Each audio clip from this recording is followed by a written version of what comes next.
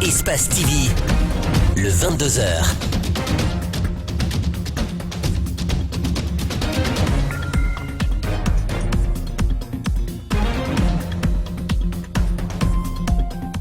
Bonsoir à tous, vous nous rejoignez sur Espace TV pour vous informer. Merci pour ce choix. Bienvenue dans cette édition d'information. Dans un instant, le sommaire. Dar es Salaam, les opérations de déguerpissement ont été lancées ce jeudi. Cette opération a débuté par le côté est de la décharge et concernera toute la zone. Vive tension même au même moment due à la résistance opposée par les riverains à ces opérations. Les journées portes ouvertes de la Haute Autorité de la Communication se sont poursuivies ce jeudi avec la visite du centre de monitoring de l'institution par l'ambassadeur du Maroc, la première conseillère de l'ambassade du Japon et une représentante d'Osua.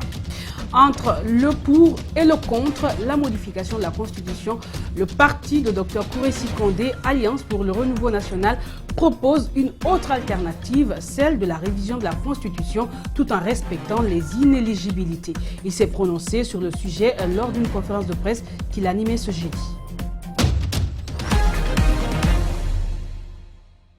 Déguerpissement à la décharge de Dar es Salaam, les opérations ont commencé ce jeudi sous haute surveillance des forces de sécurité. Malgré l'opposition des femmes et des jeunes de Dar es Salaam, les bulldozers du ministère de la Ville ont entamé la démolition des maisons se trouvant le long de la décharge. Certaines familles indiquent qu'elles n'ont rien pu sortir des concessions et vont passer donc leur nuit dehors. Alceni Bari et Yacouba Traoré reviennent sur cette journée. Fini la cohabitation entre ordures et citoyens à Dar es Salaam. Après quelques minutes de résistance des citoyens, les forces de sécurité ont fini par prendre le dessus. Les bulldozers du ministère de la Ville entrent en action. Toute cette zone sera détruite. Plus de 200 familles sont concernées selon nos informations. Les larmes aux yeux, ces citoyens ont vu leur bien partir dans les décombres. Ils ont démoli ma maison, les biens de mon mari et les miens. Rien n'est sorti des décombres. À part ce que je porte, je n'ai rien pu faire sortir de la maison. J'ai fait 30 ans ici. Mes enfants ont été sortis de l'école à la mort de mon mari. Ils n'étudient plus, ils ne travaillent pas. C'est lorsque je sors faire le ménage que je trouve de quoi nourrir mes enfants. Désormais, on n'a pas où rentrer. Beaucoup d'entre eux ne croyaient pas que la démolition allait se faire ce jeudi. Cette femme faisait partie des déguerpis de Kaporouraï. Venue chercher refuge sur sa fille, elle vit désormais dehors. C'est ma fille. Je suis venue me réfugier chez elle. J'ai quitté Madina. J'ai trouvé qu'ils ont tout démoli chez nous, notamment les tôles, les bois et nos ustensiles. Les ustensiles qu'on avait ramenés de Kaporouraï. Et pourtant, ce n'est pas la sensibilisation qui a manqué. Au-delà du risque sanitaire auquel ces citoyens sont confrontés, le gouvernement avait proposé 20 millions à chaque famille comme dédommagement. Mais hélas, elles ont refusé. Aujourd'hui, elles n'ont plus rien. Pour le moment, elles tentent de sauvegarder le peu de bien possible. Nous qui sommes là, personne n'a décidé de partir prendre l'argent. En 90, ils ont dédommagé 107 bâtiments. Les 107 bâtiments, c'est ici qu'ils ont préparé les maisons, les terres qu'ils ont achetées à l'extérieur d'ici. C'est ici qu'ils ont préparé les briques. Ils ont parti construire là-bas. L'ancien compte a dédommagé les gens, dit de non. Les ministres de la ville, de l'administration du territoire et celui de l'hydraulique et de l'assainissement sont attendus sur le site ce vendredi. Depuis 2016, l'Union européenne aide la Guinée à disposer des données statistiques. Ce jeudi, avec l'Institut national de la statistique et le ministère du Plan et du Développement économique, elle a lancé la première session du comité de pilotage de PARFS, un projet d'appui au renforcement des fonctions statistiques de l'État. Avec cette session, il est question d'avoir une idée claire sur le niveau d'exécution du projet. Savoir aussi si les recommandations de la deuxième réunion ont été prises en compte. Pour l'instant, les trois parties prenantes du projet se félicitent des travaux réalisés jusqu'ici. Reportage Mamadou Saliouba, Kerno Sadouba. Combien de personnes souffrent-elles du paludisme en Guinée, payent leurs factures à la SEG ou se plaignent de la qualité du service de EDG? Seules des données statistiques peuvent nous permettre de le savoir. Mais en Guinée, pour avoir ces données, il faut s'armer de patience car le plus souvent, elles n'existent pas. Mais l'Union européenne compte bien changer la donne. Depuis 2016, elle finance un projet d'appui au renforcement des fonctions statistiques de l'État. Car selon elle, les statistiques sont d'une valeur inestimable. Les statistiques, c'est comme un tableau de bord.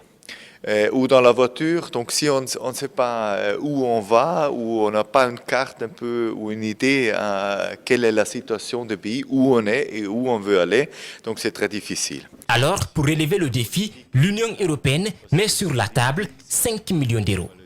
Et aujourd'hui, grâce à ce financement, beaucoup de départements ministériels disposent des données statistiques. On a pu produire des annuaires statistiques au niveau de certains départements.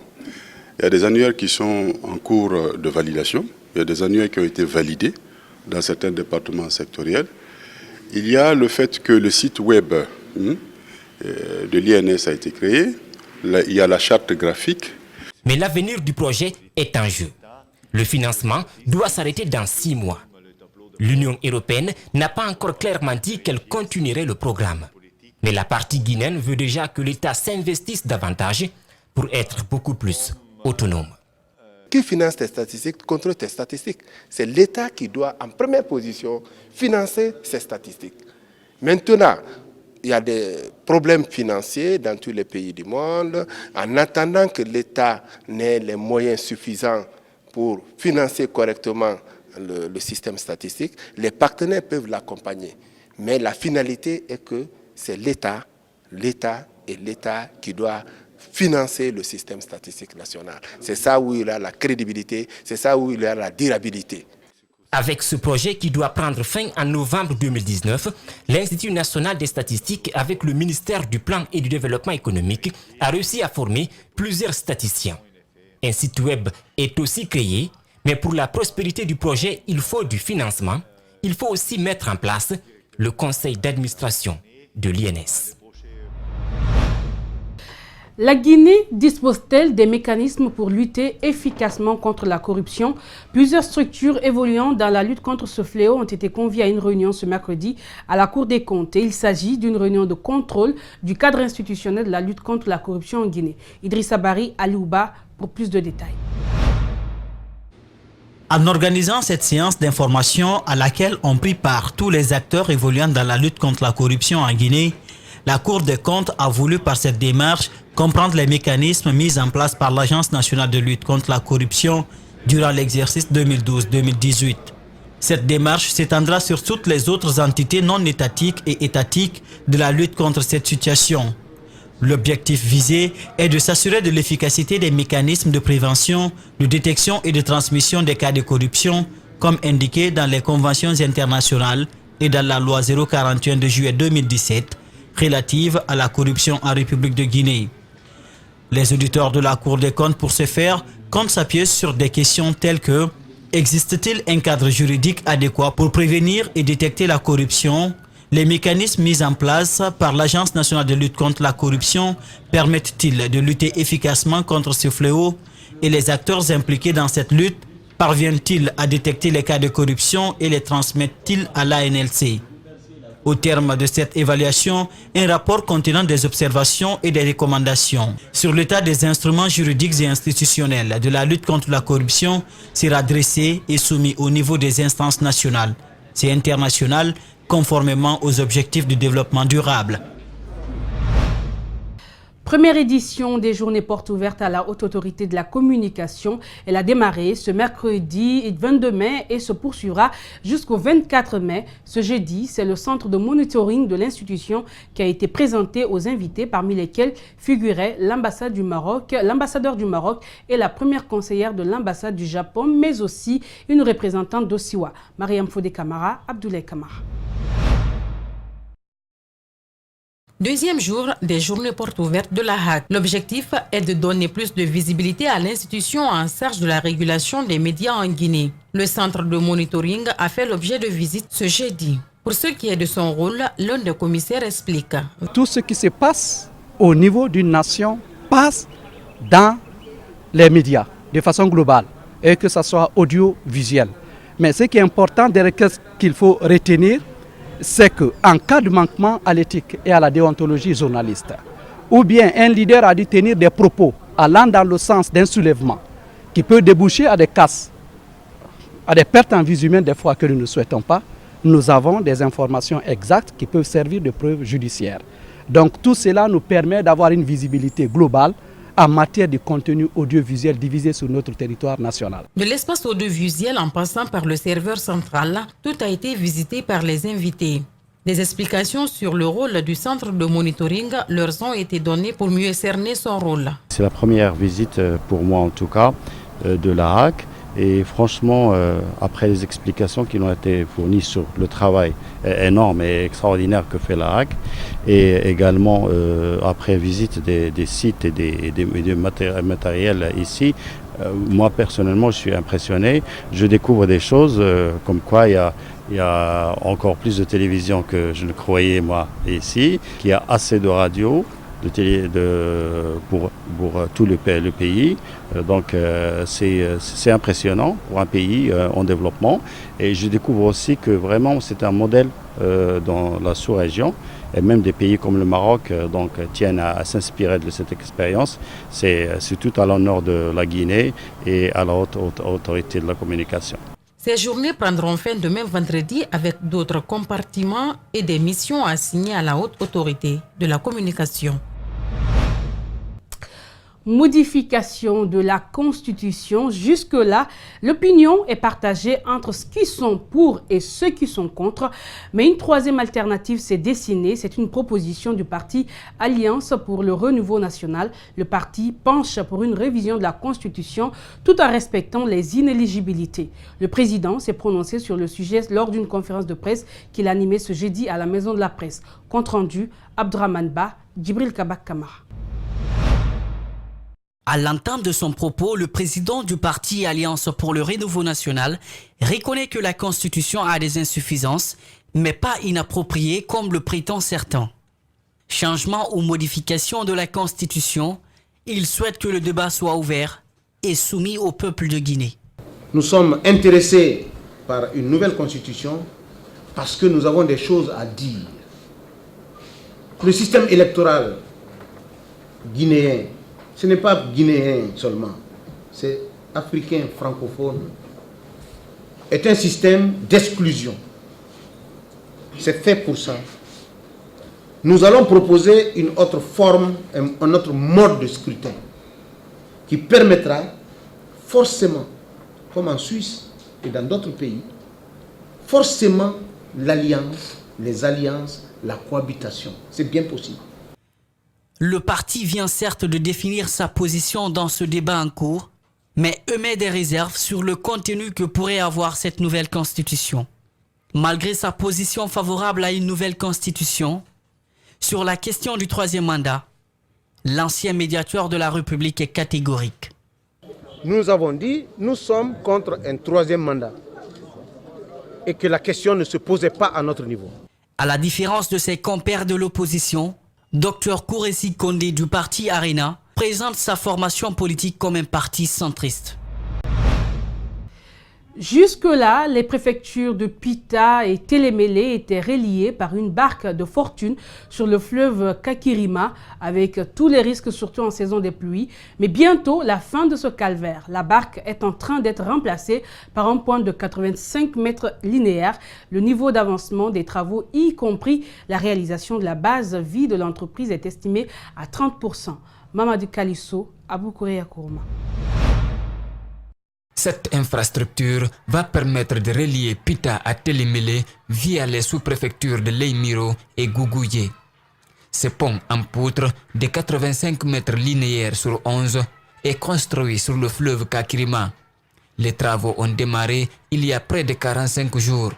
Le contrat inclut également la construction d'une route revêtue d'1,3 km de part et d'autre du pont. Les travaux en cours au niveau de cette route sont les travaux de terrassement. Nous avons déjà exécuté la plateforme de la voie d'accès sur la rive droite qui est achevée et celle de la rive gauche est en cours. Nous avons 2 dallots à exécuter et nous sommes en train déjà de faire les ferraillages pour le radier de ces 2 dallots. Le niveau d'avancement des travaux est estimé à près de 30% par la mission de contrôle. L'entreprise compte honorer le délai contractuel, c'est-à-dire achever l'ouvrage en décembre 2019. Le coût total du projet s'élève à plus de 42 milliards de francs guinéens selon le département des travaux publics. Il est financé par le gouvernement et la BADEA. Après plus de 9 mois de présence en Guinée, le bateau médical de l'ONG Mercy Ships s'apprête à quitter la Guinée. Mais avant ce départ, cette ONG humanitaire qui a participé à la formation des étudiants du département odontologie de l'université Gamal Abdel Nasser de Conakry a aussi rénové et équipé le centre médical de cet établissement d'enseignement supérieur du pays. La cérémonie de remise s'est effectuée ce jeudi dans l'enceinte de Gamal en présence des autorités de la santé et de l'enseignement supérieur. Idrissa Bari, Amara Alexila. Durant son séjour en Guinée, l'équipe médicale de Mercy Ships a effectué plus de 16 000 consultations de toute nature, 2300 interventions chirurgicales. Outre ses prestations médicales en faveur des populations démunies, l'ONG humanitaire a formé les étudiants et le corps enseignant du département odontologie de la faculté des sciences et techniques de la santé de Gamal Abdel Nasser de Conakry.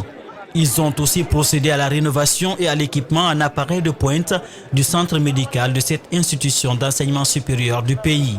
Mercy Ships came to evaluate. Mercy Ships est arrivé pour évaluer un peu ce qu'il pouvait faire pour le programme dentaire en Guinée.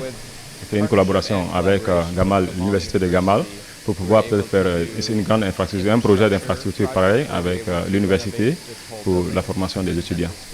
C'est la 4e visite de l'équipe médicale de Mercy Ships en Guinée depuis la fondation de cette ONG en 1978 avec pour objectif principal d'améliorer l'accès aux soins de santé dans les pays d'Afrique en voie de développement.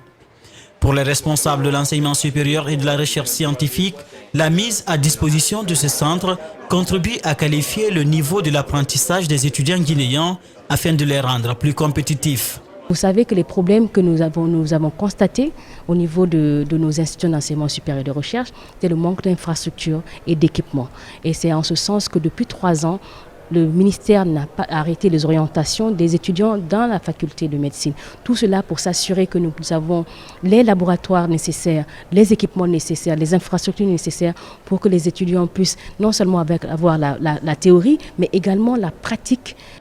Ce centre médical est désormais doté d'appareils de pointe pour une meilleure prise en charge des pathologies bucco-dentaires. Je crois que c'est un très bon investissement. C'est un effort supplémentaire. Maintenant, le grand défi, c'est de maintenir, pérenniser dans le cadre d'un partenariat réussi entre l'État et l'ONG Mercy Ships. Arrivé en juin 2018, le bateau médical de l'ONG Mercy Ships quittera le quai de Conakry en juin prochain pour Dakar, la capitale sénégalaise. Selon l'Organisation mondiale de la santé, le cancer du sein est le cancer le plus fréquent chez les femmes dans le monde et représente 16% de l'ensemble des cancers féminins. Cette maladie touche plusieurs femmes en Guinée. Chez la majorité des malades, aucune cause particulière n'est identifiée. Cependant, certains facteurs de risque comme la consommation abusive du tabac, le manque d'activité physique causent la maladie. Aussi, les femmes ménopausées sont les plus exposées au risque de contracter le cancer du sein. Cette maladie peut aussi être héréditaire. Reportage Bintou Traoré, Aboubakar Din Kamara. Le cancer du sein est une maladie qui attaque le tissu mammaire. Selon les spécialistes, cette maladie fait son apparition le plus souvent au niveau des femmes ménopausées, dont l'âge varie entre 50 et 74 ans. Mais quelles sont les causes du cancer du sein?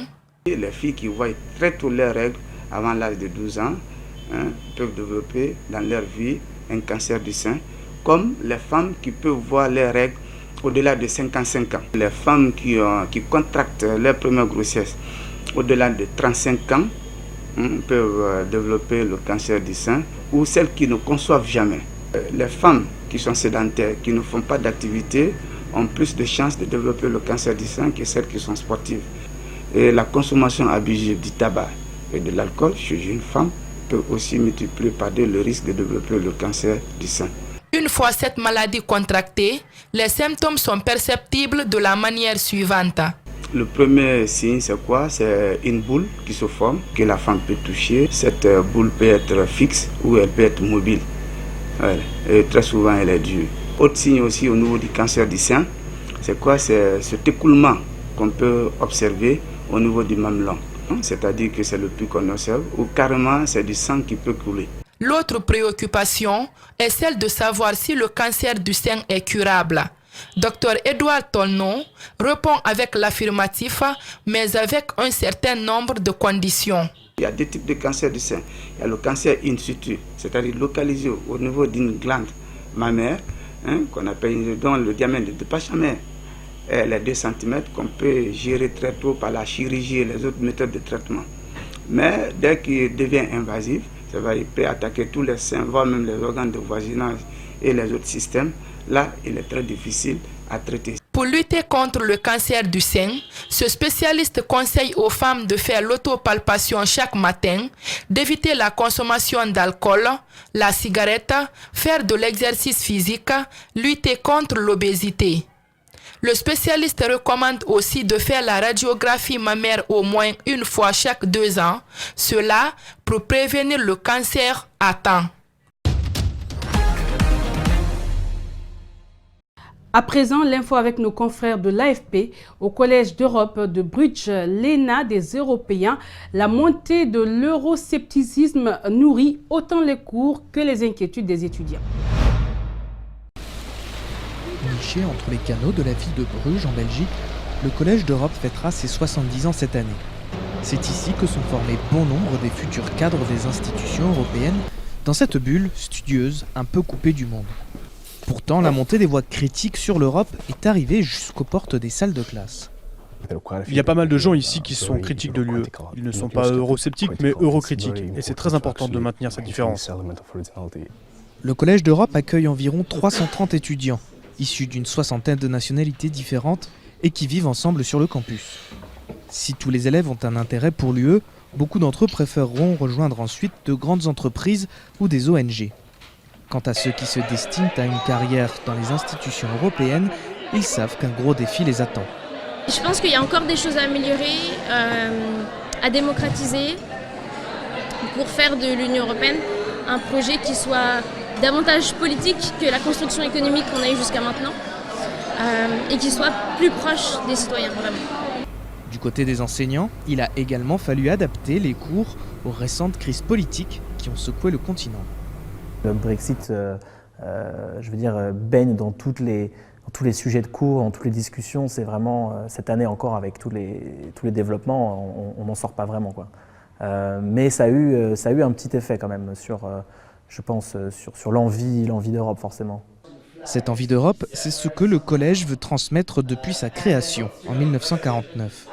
C'est pourquoi la direction de l'école cherche désormais à transformer son enseignement pour mieux répondre aux critiques adressées à l'Union européenne.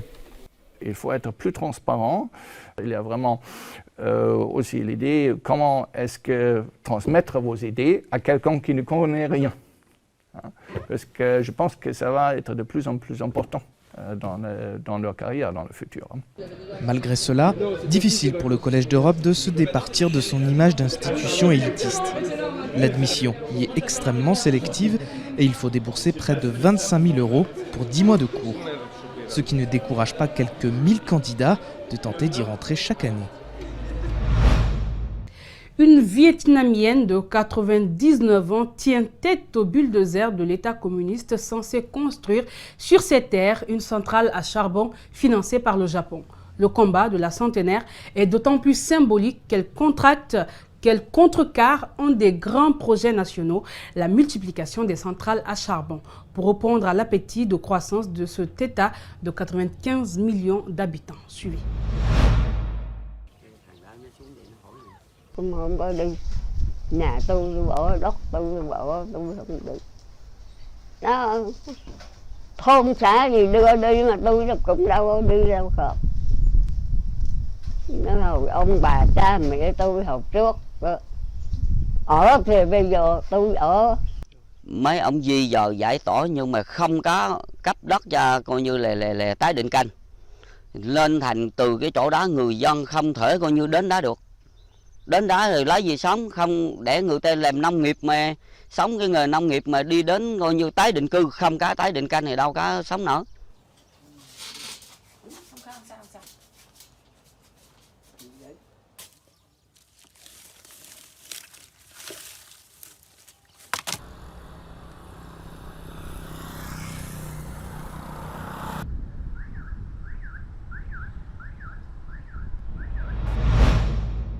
Et c'est la fin de ce journal. Grand merci à tous de l'avoir suivi. Merci à la rédaction, mais aussi à l'équipe technique du jour. Portez-vous bien et très bonne suite de programmes sur Espace TV.